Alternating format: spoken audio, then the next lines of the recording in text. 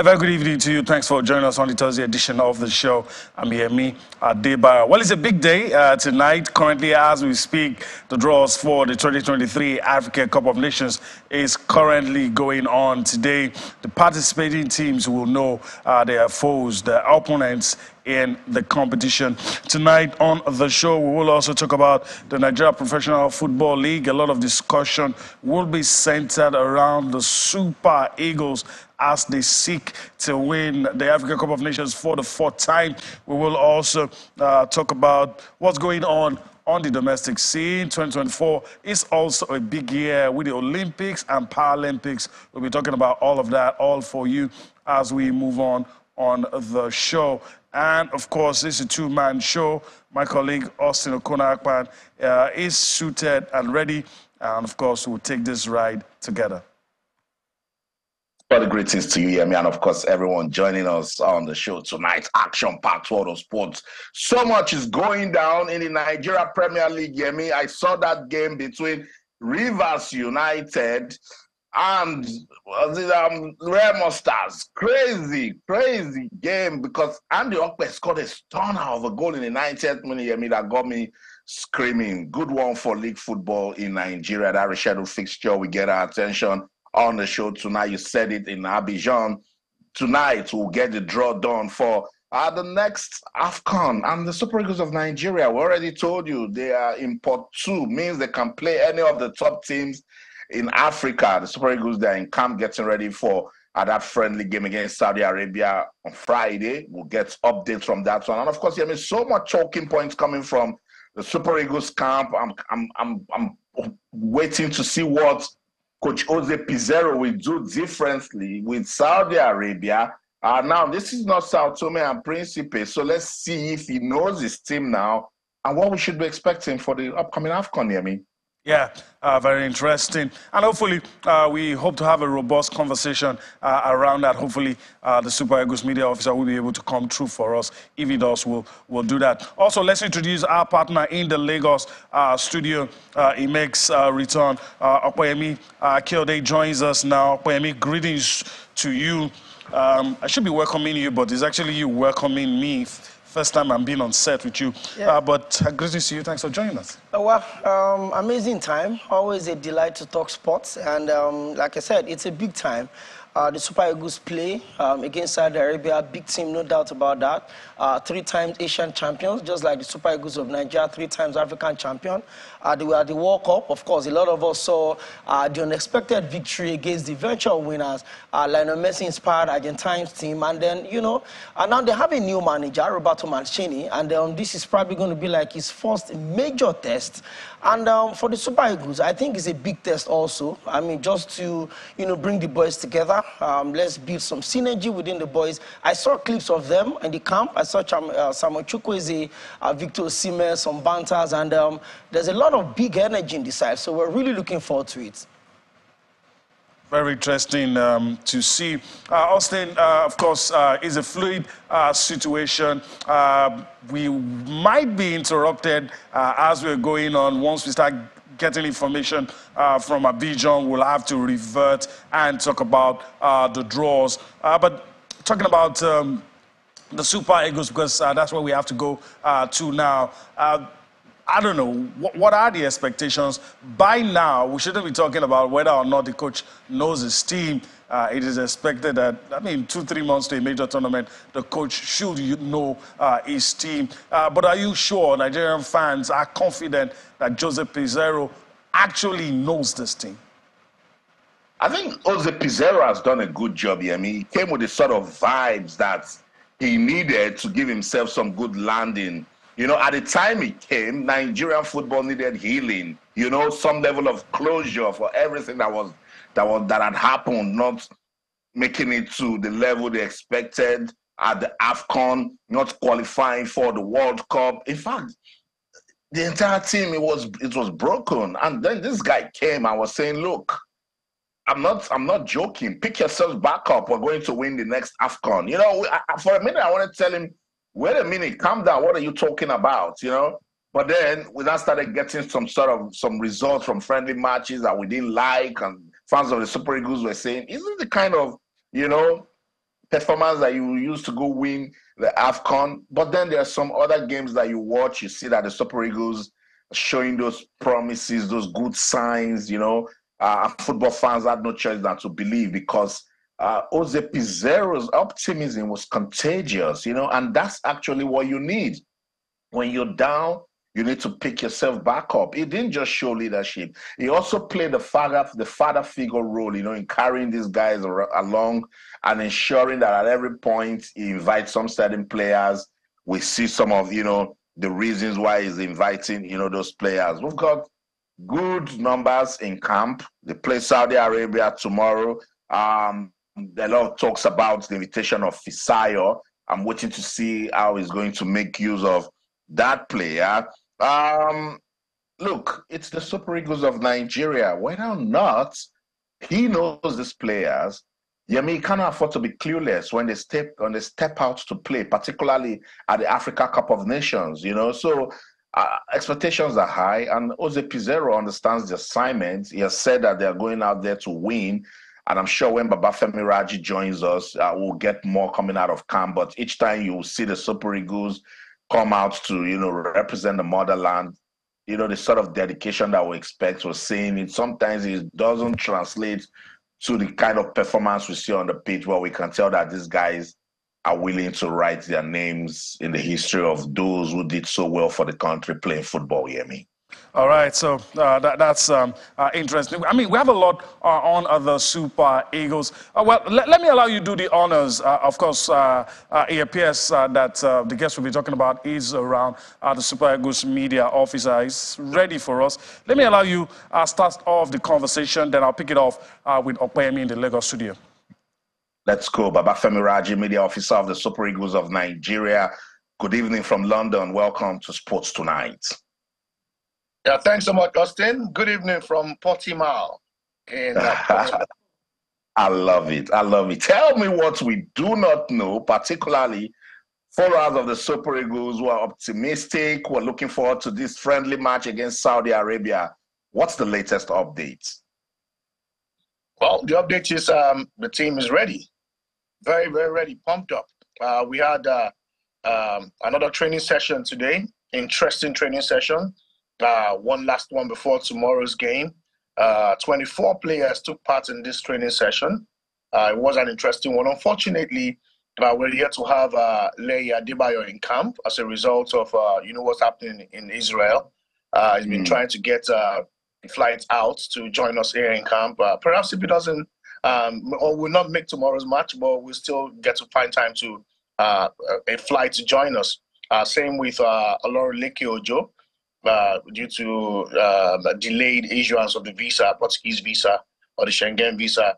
But everything is okay. The boys are ready. We've got two goalkeepers, great lads, talented. Francis Uzo, who's really experienced, and Maduka Okoye.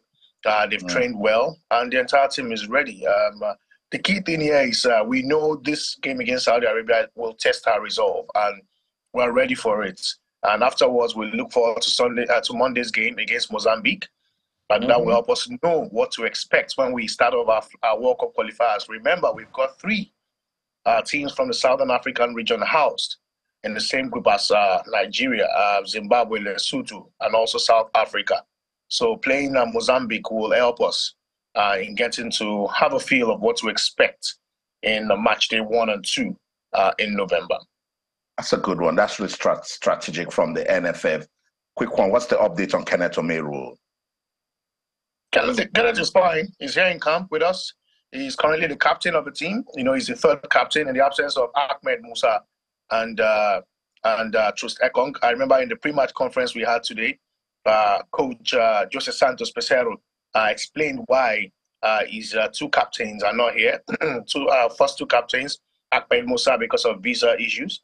And then Trust Ekong because he said he wants to see Jordan Tonga, and that's why he decided, okay, he's seen Trust Ekong, he knows what Trust can do, and the entire team here also in line with the objective of the team. And I know, Austin, you're aware that our campaign in the AFCON, the draw is ongoing. We've got a theme for the campaign, right? We're not to do it again. About Femi Raji, I was going to land with that, and then you just found a way to get me to that spot. Now that's what I'm talking about. This confidence, and I've just reminded our viewers that from the day Jose Pizarro was appointed, he started saying he wants to win the AFCON. I like the fact that you guys have launched. Wait. I like the fact that you guys have launched this campaign. But Femi Raji, isn't this unnecessary pressure on the Super Eagles? No, it's not. Now, let me tell you, we prepared for it. Let me tell you a story, a short story. Tell me. The first meeting with Jose Pesero, he called us, the officials, even before the players, into a room. Now, formally introduced himself and says, I am Jose Santos Pesero. I'm the coach of the team, but together we have a mission. We will win the next AFCON. And we all sat back and like, okay. Every time we get to camp, he does a wonderful presentation. I mean presentation, PowerPoint presentation on a projector, reminding us of the objective of the team. So, and you can imagine how contagious, like you said, really it is. And it's already in our mindset. So it means once you have it in your mind, you know, anytime you step on the field of play, all you want to do is achieve that objective. And that is why we all came up with the thing, the entire media, our team, and of course, the entire team. We're like, okay, it's time to do it again. We've done it 3 times before, 1980, 94, 2013. Right now, let's do it again. And with you, our partners in the media, we just have to do it again. We need to celebrate, Austin. You know, we need something to celebrate next year. I agree. I'm sure Yemi also agrees that it's time for us to start celebrating with the Super Eagles, Yemi. Yeah, I agree. I agree. But you know, I'll have a few questions for Femi later on. But let me just get Okwemi into the conversation so we can have a robust conversation. I would love to ask you. I asked Austin earlier, and I want to ask you now. What are your expectations? And when you're done with that, also follow it up with, you know, that charge, that mantra. Let's do it again.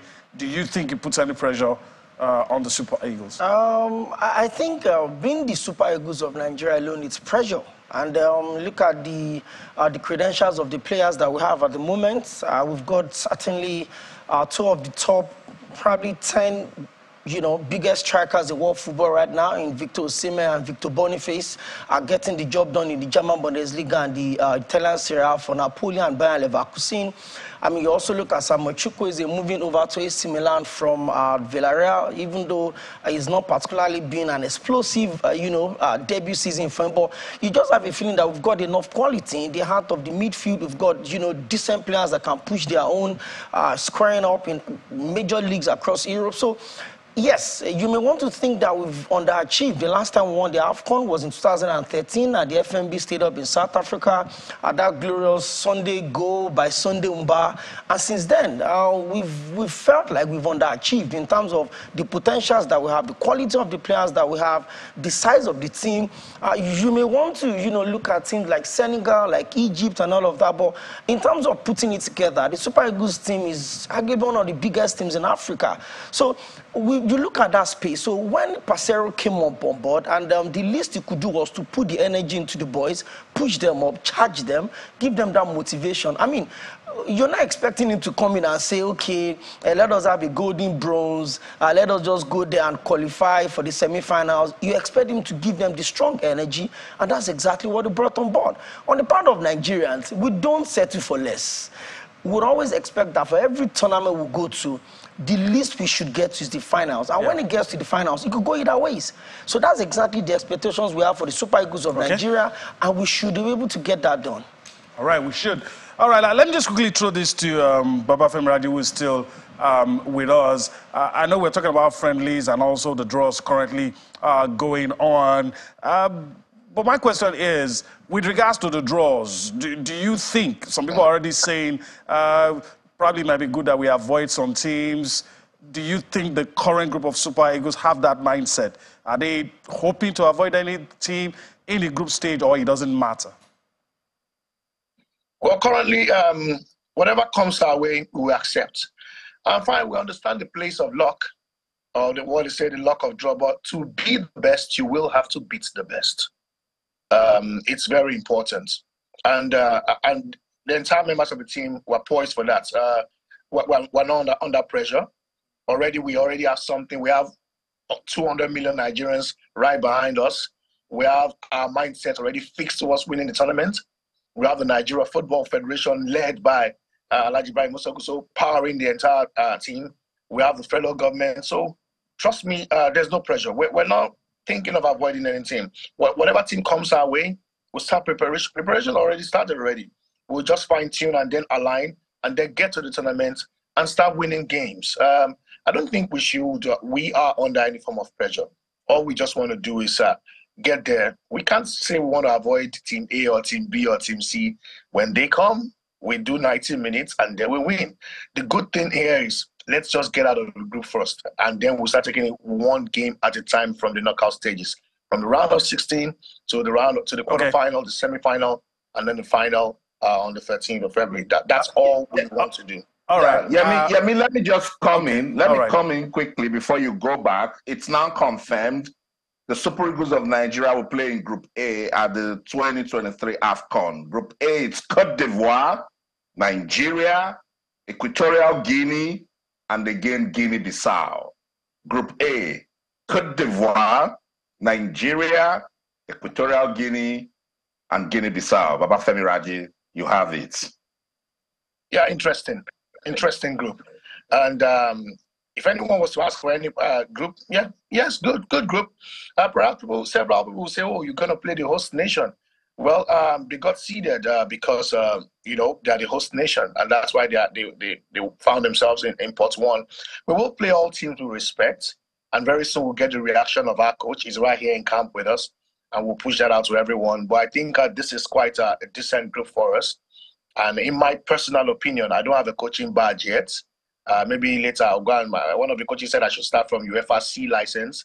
I can start talking tactics. But for now, I think it's a decent group that we should scale through and then continue our journey from the knockout stages. All right. So, Okwemi, the floor is yours. Your thoughts, Cote d'Ivoire, Guinea-Bissau, Equatorial Guinea. Is it an easy group, or you think whatever it is, we need to roll up our sleeves and get to work? It's a tournament. It's not a league. It's a sprint. It's not a marathon. So every single game counts. Every single time you file out, whether you play the host nation or you play Equatorial Guinea, Guinea-Bissau, there are obviously no small teams in African football anymore. We saw what Madagascar did. In Egypt, they defeated the Super Eagles of Nigeria. So, I mean, some of us could not even pronounce the names of some of those players, but they got it done over one of the biggest teams in Africa. So it's a good draw. And the fact that we play, like I would always tell people, if you really want to be the best, you have to find a way to beat the best. So we play the host nation, which is a good thing. Some of these players are playing in the biggest stadiums in the world. So having the host nation, which we certainly expect to have a full house, it's not going to be a big deal for us. So I would not want to say maybe Guinea-Bissau, Equatorial Guinea, Ivory Coast, just like the media officer of the Super Eagles have said, it's a game. And it's 11 against 11, it's 90 minutes, it's man against man. Little details could matter. Coach's decision, the substitutions, the fitness of the players, the mentality of the players. But I don't think any of the current Super Eagles players are scared of playing anybody. It's man for man. It's a game that will be decided by the tactic of the manager, the brilliance of the players. And I have a feeling that the Super Eagles would, not sounding overconfident, we should effortlessly get out of this group. I think so. Yeah, I think so. But if wishes were horses, beggars would die. So I don't know. But let me. We're close to going on a break, but I'm very sure Austin has a thing or two to say. Yeah, I'll call it a tricky group, Babafemi Raji and the mantra that is going on, let's do it again, is over the moon. And he is close to the team. They understand the confidence that they have. But I see Guinea-Bissau in there, and that makes it a tricky group, with Guinea-Bissau. So no room for complacency. Cote d'Ivoire definitely pumped up. They are the hosts. and they want to come out and give all their best, but the Super Eagles knows how to beat big teams. We saw it in Cameroon. We're all worried against Egypt. They went there and made Egypt look so easy, and the game we expected them to do so well, they couldn't beat Tunisia. So that's football for you. We are also not new to Guinea-Bissau. Remember, they were in the same group with the Super Eagles at the last AFCON, so that's good experience for the team. Let's go on this quick break now. When we come back, we'll give you the complete draw for the 2023 Africa Cup of Nations. Don't go anywhere. Welcome back, Sports Tonight on Channels Television. The draw for the 2023 Africa Cup of Nations is done. Teams know the teams that they will be confronting at that competition in Cote d'Ivoire. Let me tell you, just in case you missed it, I'll tell you again, the Super Eagles of Nigeria, they've been drawn in Group A alongside the host, Cote d'Ivoire. Then there's Nigeria, Equatorial Guinea, and Guinea-Bissau. I'll tell you again, Group A for the 2023 AFCON, Cote d'Ivoire, Nigeria, Equatorial Guinea, and Guinea-Bissau. Let me just tell you Group B before we go to Babafemi Raji and just wrap it up. In Group B, there's Egypt, Ghana, Cape Verde, and Mozambique. Group B, it's Egypt, Ghana, Cape Verde, and Mozambique. In Group C, it's Senegal, Cameroon, Guinea, and the Gambia. This is a very tricky group. If you followed what happened at the AFCON last edition, what the Gambia did, very tricky group, Group C, the champions, Senegal, Cameroon, Guinea, and the Gambia. In Group D, it's Algeria, Burkina Faso, Mauritania, and Angola. And then in Group E, it's Tunisia, Mali, South Africa, and Namibia. Group F, it's Morocco, DR Congo, Zambia, and Tanzania. So that's it, the draw for the 2023 Africa Cup of Nations. Babafemi Raji, Group C got me talking, but I'm sure your mind is still fixed on Group A that has Cote d'Ivoire, Nigeria, Equatorial Guinea, and Guinea-Bissau. And I was just telling you as we went on that break that with Guinea-Bissau, my body they shake. Anyway, the stage is set. It is Group A.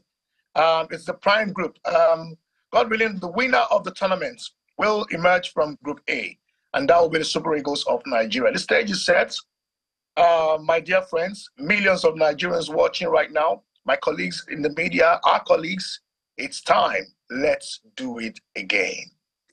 Let's do it again, Babafemi Raji. Thank you so much for your time. Give our love and support to the team. We're wishing them all the best. I'm rooting for them right here in London. I'm sure loads of Nigerians are doing the same. All the best against Saudi Arabia and Mozambique in the friendlies. All right. Thank you so much, and keep supporting the Super Eagles. Let's do it again. Let's do it again. So Super Eagles. So that's it, Babafemi Raji, Media Officer, Super Eagles of Nigeria. Opeyemi Akiyode, I got this renewed confidence speaking to Babafemi Raji, but these days with football and what the Super Eagles they've shown us, are you super confident that they can get out of that Group A? Yeah, absolutely. I share the sentiment of the media officer. And even though he's closer to the players, he feels the pulse of the team. He sees them in training. He sees the energy the boys are coming with. But then I think it's only normal, even though we may want to express some softness so that we don't get overboard with the excitement. But I've seen the Super Eagles, live up even in the least expected times. I've seen these players turn up, even when they are pushed against the wall, even when we feel like we are least prepared, as against what we have now. It seems we have an NFF that understands the business. We have a sport minister that's got an idea of what he wants to do.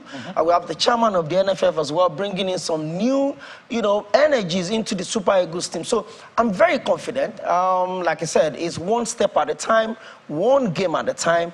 Would open the tournament. We don't know who we're going to play first. I really hope that we play the host first so that whatever the result is, we can always push it through against the other two teams. No disrespect to the other two teams, but the way the groups are structured.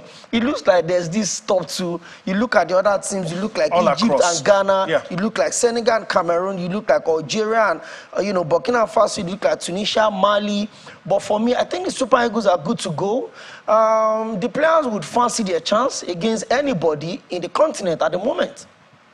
Yeah, I agree with you. As far as aspirations go, I agree to the extent that the Super Eagles tend to do well when you write them off. Exactly.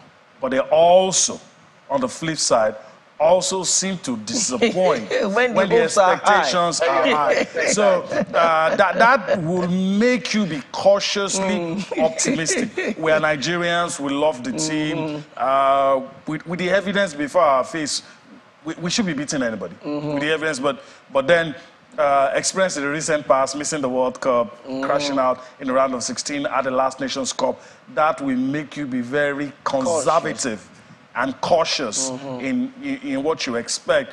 But then, even after saying all that, I still expect the Super Eagles to do well. And of course, the media officer has set the tone for us. He has told us the players in camp, probably no reason to go through that list again. Just told us the ones that have not been able to make it. But he also told us something very important. Kenneth Omeru will be the captain because, I mean, of course, the two players ahead of him in the pecking order are currently not in camp, so he will be the captain. Let's really listen to Kenneth Omeru as he, shares his thoughts on the upcoming friendly with Saudi Arabia tomorrow.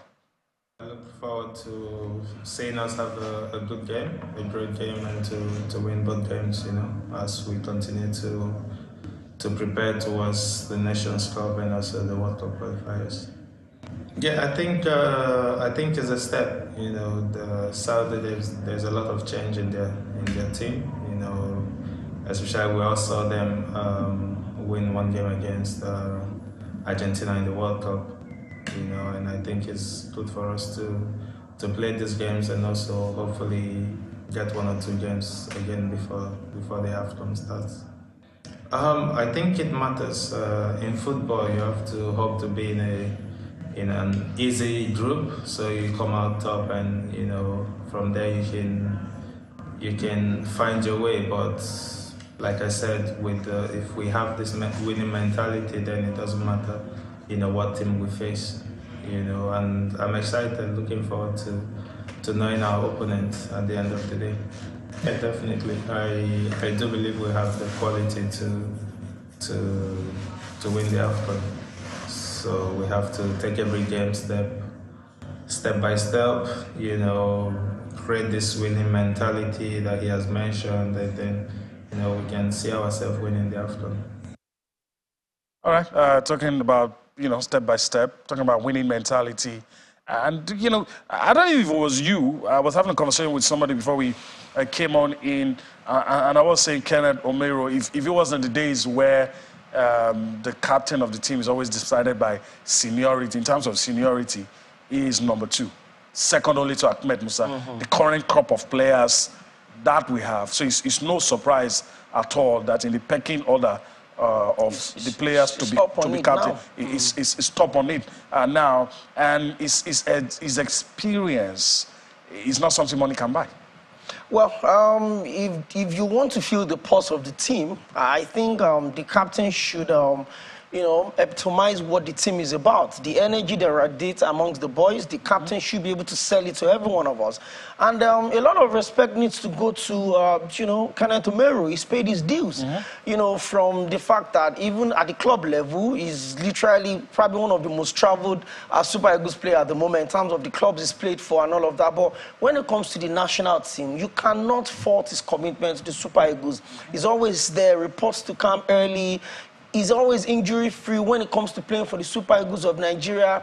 So I think he deserves to be where he is right now. No disrespect also to Ahmed Musa. Hey, he's someone that I've had conversations with one-on-one, brilliant, committed to the cause of the Super Eagles, but we're not going to have him forever. So we need to have a captain that can hold the team, not a captain that will come in 2-3 minutes at the end of the game. Kenneth Omeru is here. And I think a lot of the people respect him, the players respect him for his longevity within the Super Eagles, his durability, his commitment and consistency. I think he deserves to get what he's getting right now. All right, I agree with you 100%. So, Austin, I mean, enough has been said about the Super Eagles. We can't talk enough about the quality in the Super Eagles. I mean, there's no debate about that. So, I mean, listening to Kenneth Omeruo and some of the things we've heard, the hopes definitely will be high.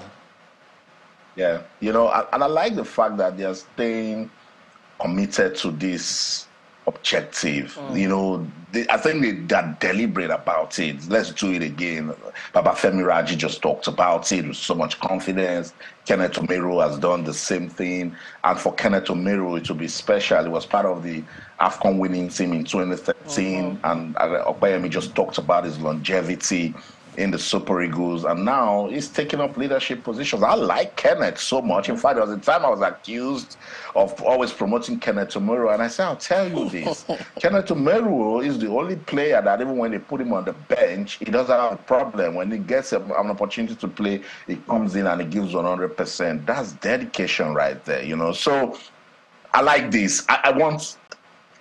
I'm just careful here, me, and you will not blame me. You captured it properly, that when you expect too much from the Super Eagles, they let you down. I know the way I felt when they crashed out in the round of 16. Remember, I was to go to Cameroon because I was hopeful that the Super Eagles would make it to the final, only for them to crash out on the day I was getting to Cameroon for the AFCON. You know, and it was so heartbreaking. I wish them all the best.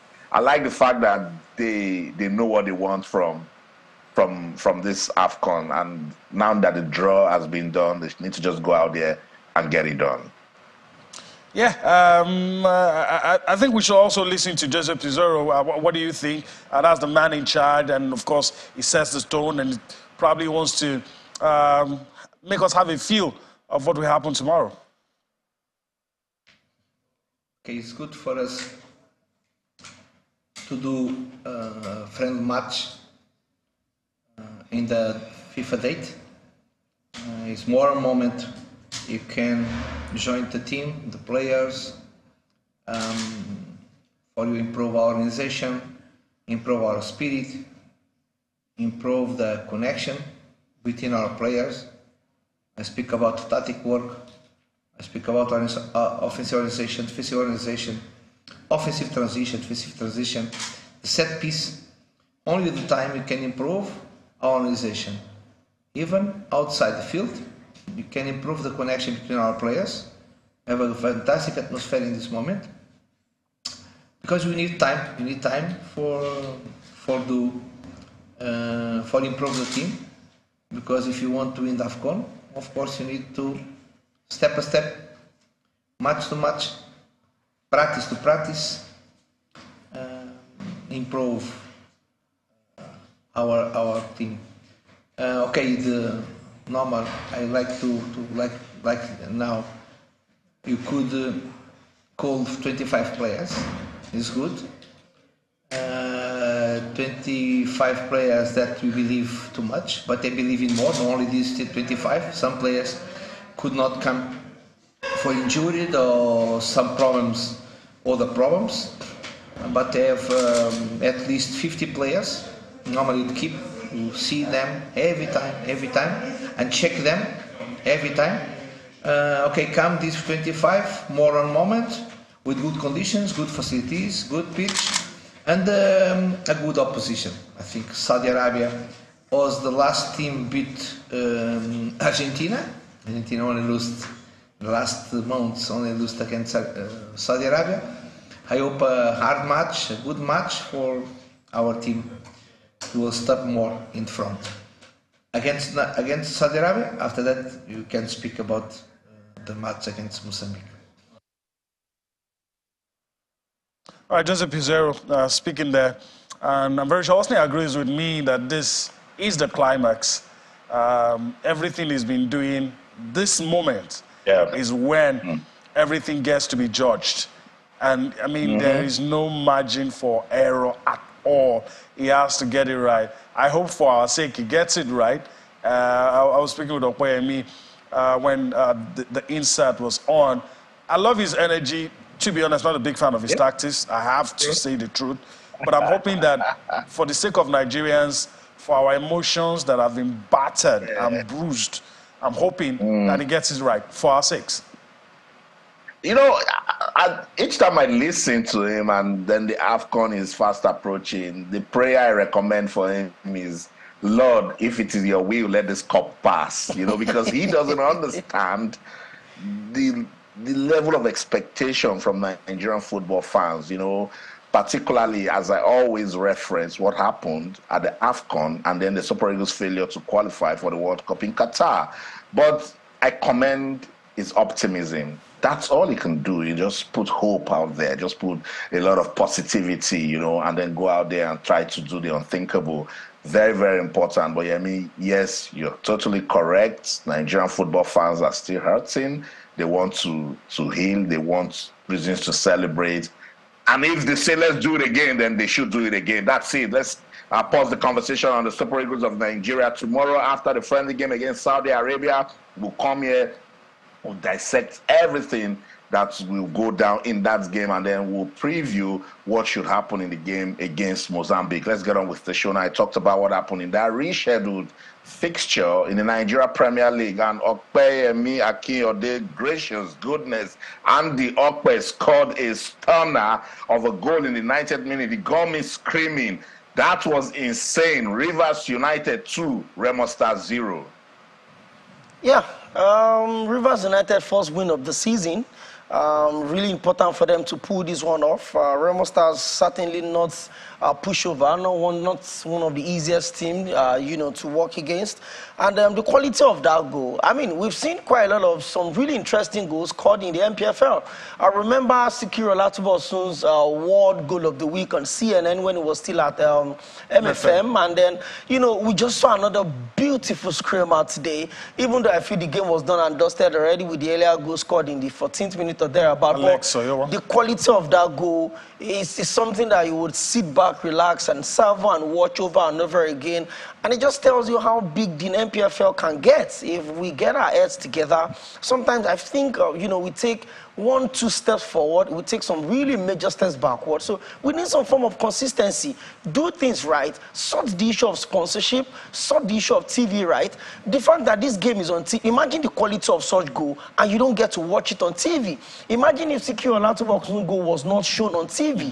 So the more we keep doing this, we're consistent with it, we're sincere with this, we let people know this is what is going on. We don't keep the issue of sponsorship like it's a secret society. Let the people know what's on ground. It is our league. It is not a private, property. It is the Nigerian league. Let us know what is coming on.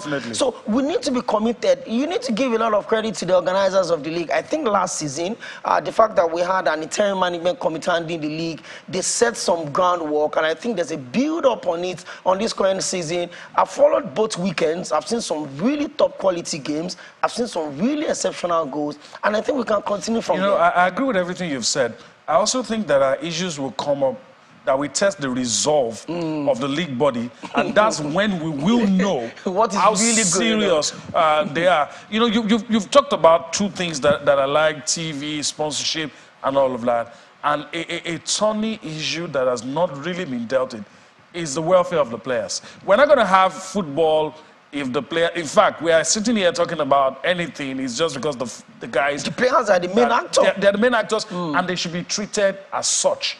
And I hope with all the money that will be coming in through whatever TV deals, whatever sponsorship, which should not be kept secret, by the way, whatever money is coming, we should not be able to sit down and say, let's look into player contracts. Let's be sure these guys are getting well paid. Once you are able to nip that on the board, it solves 75% of our problems, because an 18-year-old, 16-year-old would think, well, wait, why do I need to go to Qatar? Why do I need to go to Singapore, India, Lebanon? If I can get good contracts here, I can be rewarded for my effort, for my passion. Nobody's going to rip me off. You know, I know that is a broader conversation. But because of the things that you have said that I like, and we're like, okay, well, you have said two things. Let me throw this one in as well, because it's a total package. And I also feel, as we go on, the resolve of the league body is going to be tested. Strongly tested. And those issues, you know, you don't prepare for them. They just spring up. Then we, the football fans, we, the football stakeholders, now fold our hands and see, okay, how serious are you guys? Let's see how you manage this. And this is a big challenge to the club owners. It's a bigger responsibility. I've always told my friends, I said, the Nigerian league is one of such league that if you're putting your money as a private investor, you're not expecting to make profits. At all. Because to persecute a match day in the Nigerian league is a lot of work. I've been close to some of these clubs. I see how some of them have to struggle, especially when they have to play away games.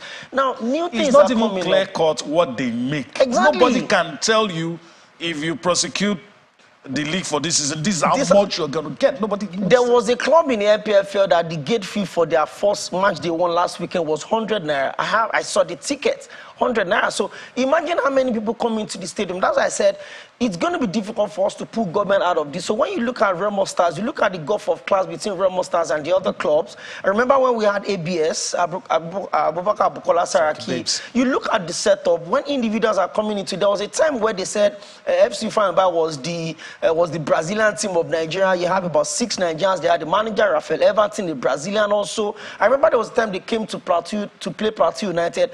They came on a plane. So when we have this consistency, it will help us to really build on the success that we've achieved. Then we can achieve more. Then we can achieve more. That's true. All right, let me yield to Austin. We have a few minutes left, and I'm very sure he still wants to talk about the NPFL and Enugu Rangers. I don't know if we're going to have time to talk about para-table tennis. But Austin, the floor is yours. You know, we've always been talking about it. You know, fix the league and you fix football in Nigeria. And Enugu Rangers is beginning to tell a beautiful story. They're going from glory to glory. You know, General Manager Amobi Ezeaku, when he came back from his program at FIFA, he did something really good. He showed exposure, and then they launched the 5-year strategy plan, I think, and Enugu Rangers highlighted some of the things that they want to achieve. They have now achieved one that is very good. They have sealed a 3-year shared sponsorship deal with an investment firm. And when you get a sponsorship deal, that's just what Opeyemi is talking about. Executing matches in the MPL is very, very expensive. And with this deal, Enugu Rangers will or can earn as much as 50 million naira every year. Let's listen to Amobi. We'll be right back.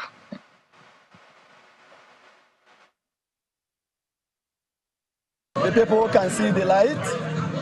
They can see that we want to professionalize Rangers, and we are doing it. All the supporters are behind us. We can feel it, we can hear it. The players understand what is at stake. And the support from the state government is incredible. Come back and support Rangers, because Rangers belongs to you. Rangers belongs to all of us. And what the state governor wants to do is to take the club back to the people.